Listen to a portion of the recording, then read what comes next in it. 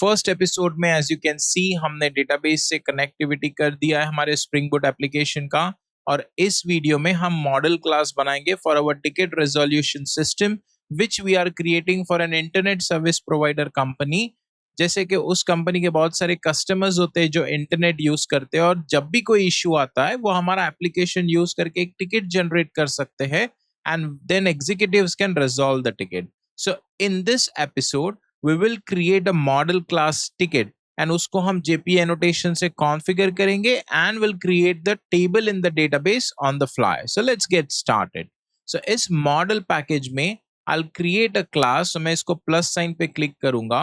I'll create a Java class और इसका मैं नाम दूंगा ticket here. Now सबसे पहले annotation आपको focus करना चाहिए JPA classes का, because annotations are most critical in Spring Boot application. So the first annotation I'm going to go for is @entity. This tells Spring Boot कि please database में मेरा table बना देना corresponding to this model class, और उसका नाम आप दोगे टिकट। अब अगर आप कोई नाम नहीं दोगे तो बाय डिफॉल्ट वो यहाँ पे क्लास का नाम ही दे देगा। रिमेंबर कि जावा में कैमल केसिंग होता है, इसीलिए हम कैपिटल टी लिखते हैं। एसक्यूएल डेटाबेसेस में एसक्यूएल केसिंग होता है जिसमें सब कुछ स्मॉल केस होता है, तो वो स्मॉल टी दे देगा। If you are happy with this name आप आगे बढ़ सकते हो, लेकिन अगर आपको आपका लीड या आपका प्रोडक्ट ओनर आपको बोलता है एंटरप्राइज में कि नहीं, we go with plural conventions, हमको तो टिकट्स नाम चाहिए डेटाबेस का, ये टेबल का, तो आप यहाँ पे ऑप्शनली @टेबल एनोटेशन बना सकते हो, और इसका नेम प्रॉपर्टी में आप यहाँ पे उसका नाम दे दो जो भी आपको वो बोले बनाने के लिए। यहाँ पे प्लूरल केसिंग में मैं टिकट्स दे देता हूँ यहाँ पे। एक्सीलेंट। नाउ नेक्स्ट थिंग, हर टेबल गाइस डेटाबेस में प्राइमरी की तो होना चाहिए उसका। तो यहाँ पे मैं प्राइमरी की दूंगा प्राइवेट इंट आईडी। वैसे आप लॉन्ग भी बना सकते हो but it is totally fine. Now to make this a primary key, the annotation is @id here. Did you notice guys कि मैं कोई भी annotation हो या फिर even the keywords like public और class में directly type नहीं करता हूँ। मैं थोड़े से अल्फाबेट्स आप टाइप कीजिए, और उसके बाद जब वो लिस्ट आता है उस लिस्ट में से आप सेलेक्ट करना, तो आपको ये imports ऑटोमेटिकली प्री क्रिएटेड मिलेंगे। आपको कभी भी ये imports डायरेक्टली टाइप नहीं करने चाहिए out of your memory, please remember that. उसके अलावा now you must ask yourself, क्या आप प्रोग्रामेटिकली आईडी जनरेट करने वाले हो, या फिर आप डेटाबेस को, या स्प्रिंग हाइबरनेट है, हाइबरनेट को ही आप बोल सकते हो कि प्लीज आप मेरा आईडी ऑटो क्रिएट कर लो। Well, when you delegate this to Hibernate, it's much more effective, guys. So to delegate that, मैं यहाँ पे इसको annotation दूंगा generated value, और इसमें मुझे strategy बताना पड़ेगा because I've got 4 strategy. तो मैं यहाँ पे strategy select करूंगा।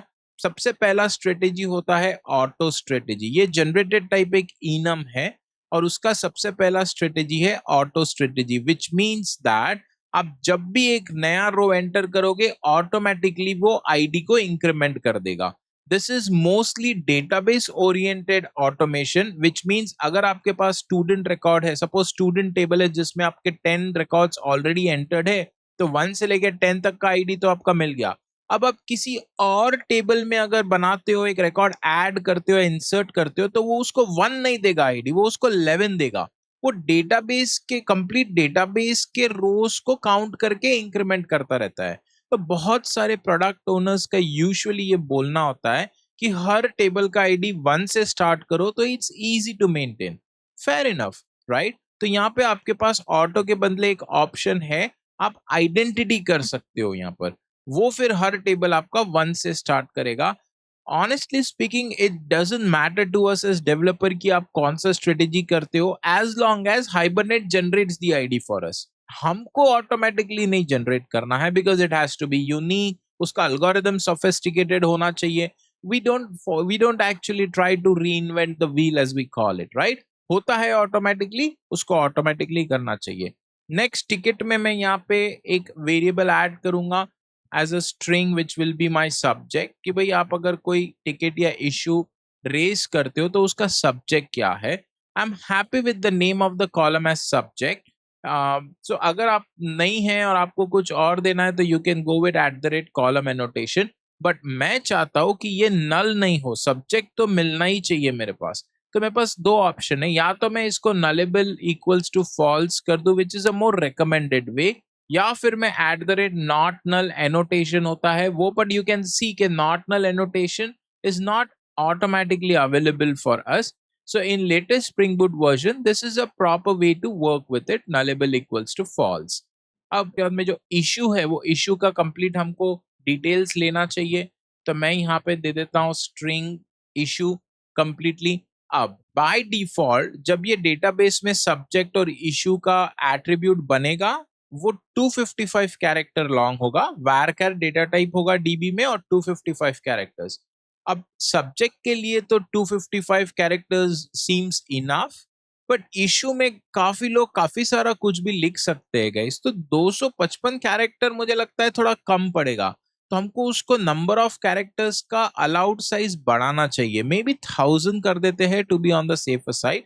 उसके लिए हम फिर at the rate column annotation करेंगे यहाँ पर, और यहाँ पे हम उसको लेंथ प्रॉपर्टी सेट करेंगे इसका। वो देखो आप वो बोलता था डिफॉल्ट 255, अब यहाँ पे मैं 1000 दे देता हूँ इसको, विच इज ग्रेट। अब इशू भी वैसे आप उसको ऑप्शनल रख सकते हो, क्योंकि कोई सब्जेक्ट ही अच्छा टाइप करता है तो शायद आपको इशू की जरूरत ही नहीं पड़े, तो ये इशू हो गया मेरा। अब इसके अलावा जब भी टिकट क्रिएट होता है उसका डेट आपको ले लेना चाहिए, यूजुअली तो टाइम भी आपको नोट कर लेना चाहिए, तो उसके लिए मैं यहाँ पे प्राइवेट लोकल डेट टाइम जो क्लास है जावा डॉट टाइम पैकेज से आता है guys, this is a recommended way to go with the class and time in Java.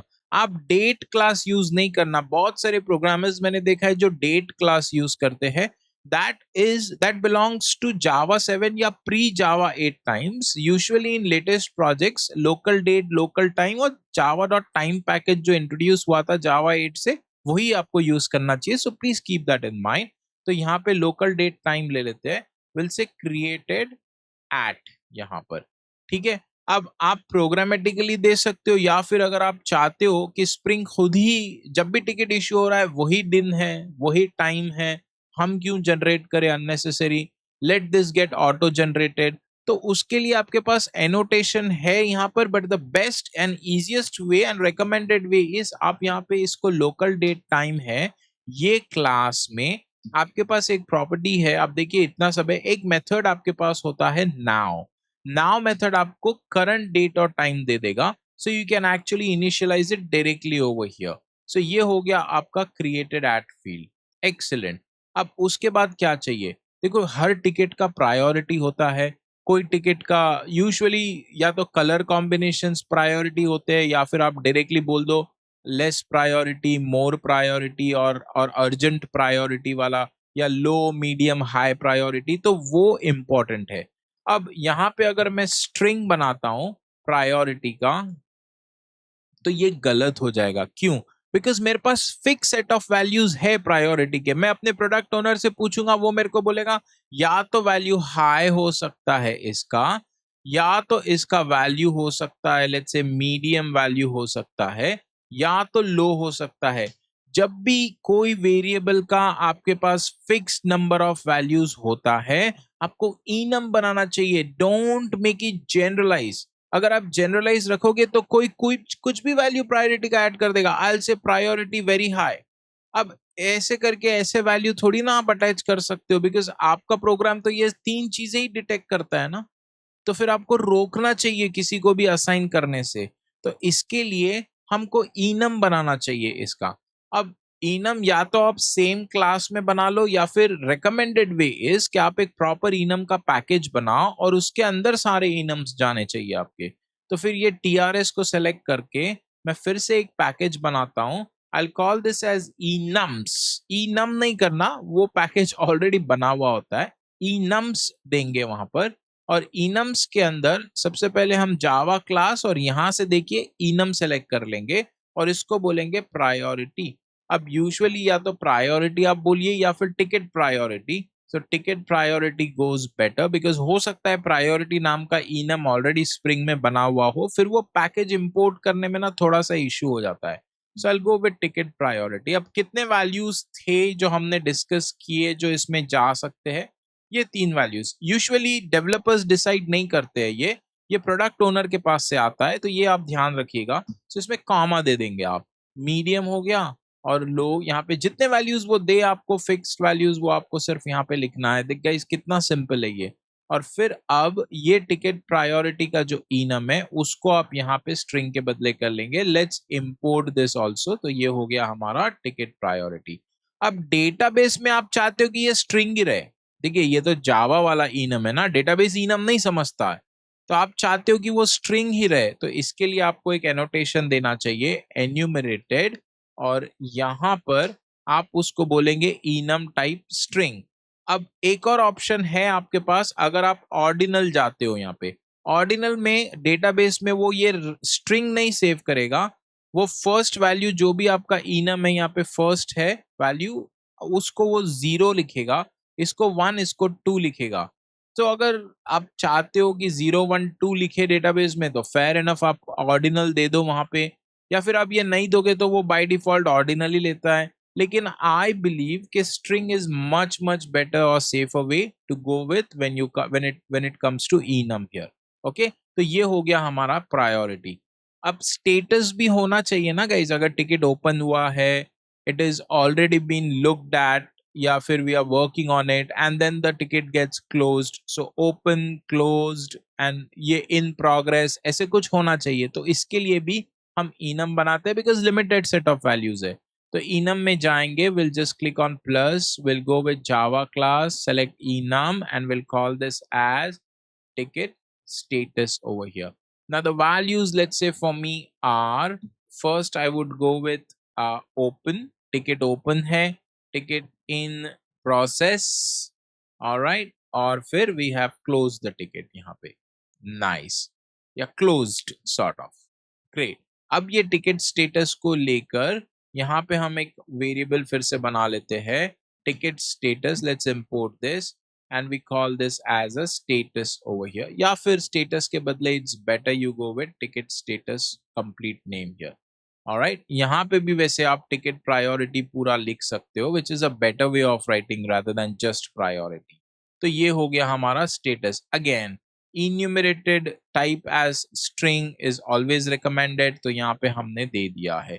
so created add भी आ गया और ये दोनों भी आ गया। अभी के लिए ये मॉडल मुझे कंप्लीट लगता है, बट गोइंग फॉरवर्ड हम यहाँ पे कस्टमर इन्फो और एग्जीक्यूटिव का इन्फो भी कनेक्ट करेंगे, but right now this looks like a decent model to me. अब फाइनली गेटर सेटर हम ऐड कर देते हैं, so right click on this, go to generate and then यहाँ से गेटर सेटर सेलेक्ट कर लीजिए। सारा कुछ आप सेलेक्ट कर लोगे बिकॉज सबके चाहिए आपको, and just click okay. So ये आपको मिल गया getter and setter. Now the thing is, जैसे हमने बात किया था, once you configure this model using annotations, Spring Boot must create the table for this ticket on the fly. उसको टेबल बना लेना चाहिए, इन थियरी तो बना लेना चाहिए, पर क्या वो एक्चुअल में बनाएगा?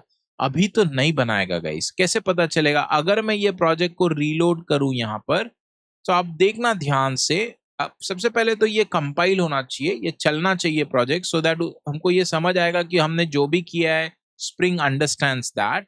तो ये यहाँ पे देखो लास्ट 2 लाइन से वो चल गया, विच इज एक्सीलेंट। अब मैं डेटाबेस में जाऊंगा और मैं यहाँ पे करूंगा शो टेबल्स। अगर उसने बना लिया है ticket table, so it would be great, वो मेरे को दिखा देगा यहाँ पे, पर आप देख सकते हो वो एम्प्टी सेट बोलता है। इसका मतलब उसने टेबल नहीं बनाया, ऑन द फ्लाई बनना चाहिए table.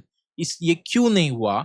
Because guys, Hibernate is the framework that creates the table for us, and Hibernate को हमको बताना पड़ता है explicitly कि please ये DDL auto generate करना। So you go to resources application properties file, यहाँ हम लिखेंगे spring dot, मैं यहाँ से थोड़ा सा कॉपी कर लेता हूँ so that saves me some typing, spring dot jpa dot hibernate dot, and यहां पर हम लिखेंगे DDL हाइफन ऑटो। हम उसको बोल रहे हैं जो भी डेटा डेफिनेशन लैंग्वेज है, जो भी टेबल क्रिएट करना है, ऑटोमेटिकली क्रिएट कर लो। अब यहां मेरे पास में बहुत सारे ऑप्शंस अवेलेबल है, but the option we go for in development is update guys. इसका मैंने एक स्पेशल वीडियो बनाया है स्टैंड अलोन, जहां पे मैं सारे ऑप्शंस डिस्कस कर रहा हूं, बट यहाँ पे you can just safely go with update here. Fine.